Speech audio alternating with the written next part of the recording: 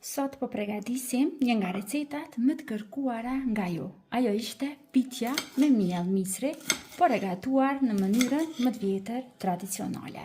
Fillimisht do të vazhdojmë të përgatisim mbushjen dhe unë preferoj që mbushjen e pites me miell misri ta bëj me presh. Do të marrë disa presh, do t'i gri sa më imët, do të vazhdoj që t'i prej njëherë në copëza më të vogla. Nëse keni dëshirë, mbushjen mund t'a bëni edhe me spinaq dhe me fleta qepe të njoma, por unë do t'a sjell ashtu në mënyrën më të vjetër, siç më ka mësuar edhe gjyshja ime. Presht i kemi gati, i kam ngrirë të gjitha, tani vazhdojmë që t'i skuqim pak. Në një tigan shtojmë pak gjalp dhe presim në zjarr mesatar derisa gjalpi të shkrihet. Tani tek gjalpi i shkrir, i shtojmë presht të cilat i kemi ngrirë dhe vazhdojmë i fërgojmë pak derisa të zbuten, dikom parafërsisht 2-3 minuta. Dhe pasi që presht janë zbutur për disa minuta, i largojmë nga zjarri. Vazhdojmë me njëherë që tani brenda të shtojmë kryp. Krypën mund ta përshtatni gjithmonë sipas shijeve të juaja. Pasi shtojmë pak kryp për ngjyrë më të bukur, shtojmë edhe pak piper të kuq, shumë pak, dikun me maje luge. Përzijejmë mirë. Për t'i bërë edhe më kremoze presht, unë gjithmonë shtoj edhe pak kos. Gjyshja ime shtonte kos të kulluar.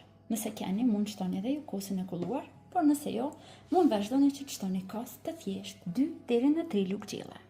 Pasi e shtojmë kosin e kulluar, përzijejmë mirë dhe mbushjen për pyeten e misrit e kemi gati. Largojmë anësh tani dhe vazhdojmë që ta përgatisim brumin. Tani vazhdojmë që ta përgatisim brumin. Dhe siç ju thash më herët, po përgatisim pite me miell misri. Në total do të përdorim 2 gota e gjys me miell të misrit. Unë recetën e kam të mësuar kështu për një tepsi, pra matjen e bëj me gota. Gotën cilën po e përdor unë është gotë prej 250 ml. Gotën tjetër, cilën e kemi në gjys me miell misri, do të vazhdojmë që ta mbushim me miell të bardhë gruri. Pjesa e mbetur nga gota mbushet me miell të bardhë.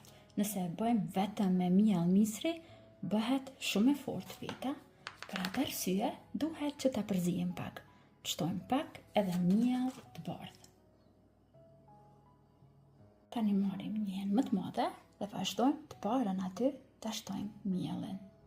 Tani e bëjmë gati kosin. Tek brumi do të shtojmë një gotë me kos. Kosin e kam matur me kotën e njëjtë ku e kam matur edhe miellin. Pra një gotë kos prej 250 ml. Pasi e shtojmë kosin, e shtojmë edhe ujin. Një gotë 250 ml me ujë të nxehtë. Përzijem mirë që mos na mbesin brenda trupa. Pastaj vazhdojmë e shtojmë edhe krypën edhe vajin. Tani vazhdojmë që brenda të shtojmë 2 deri në 3 lugë gjelle me vaj. Unë po përdor vaj ulliri, ju mund të përdorni çfarë do lloj të vaj që keni dëshirë. Shtojmë edhe pak kryp dhe përzijejmë mirë.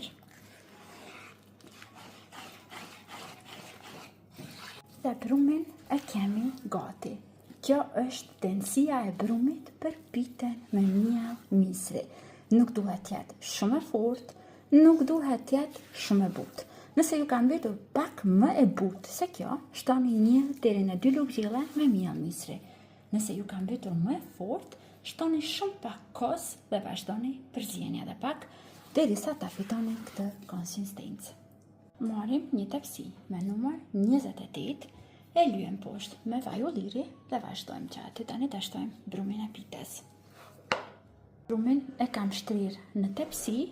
Tani do të vëmë kujdes këtu në pjesët anësore, me gishta do ta tërheqim pak më lart, që të krijojmë vend për mbushjen. Lehtë. Tani vazhdojmë brenda ta shtojmë mbushjen e pites me presh dhe me kos të kulluar. Tani tërë sipërfaqen sipër nuk shtojmë brum, po shtojmë vetëm miellin e misrit. Mos keni frikë, kjo do të pjeket, sepse sipër miellin e misrit duhet që ta zbusim. duhet që ta zbusim me kos dhe me pak vaj ulliri ose gjalp sipas shijes. Vazhdojmë tani sipër t'i shtojmë pak jogurt, mund të përdorni edhe kos, ta tretni pak me ujë kosin dhe t'ja hedhni sipër. Tani do të shtojmë edhe nga pak vaj ulliri lehtë. Nëse keni dëshirë, mund të shtoni edhe pjesë gjalpit. Tani e kemi gati për të vazhduar dhe për ta pjekur pitën e misrit.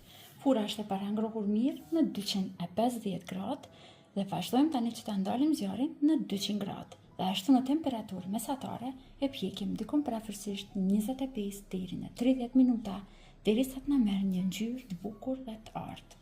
Dhe të dashur miq, pitja me miell misri është gati. Unë një copë vetëse kam shërbyer, do të vazhdoj që ta shijoj dhe me çka shkon më shumë se sa me një gotë jogurt ose ajran. Shpresoj që do ta provoni edhe ju, do ta shijoni dhe do të ngjelni të kënaqur edhe nga shija e kësaj recete e vjetër, por me shije unike. Deri në video recetat e radhës, mbeteni të përshëndetur nga unë.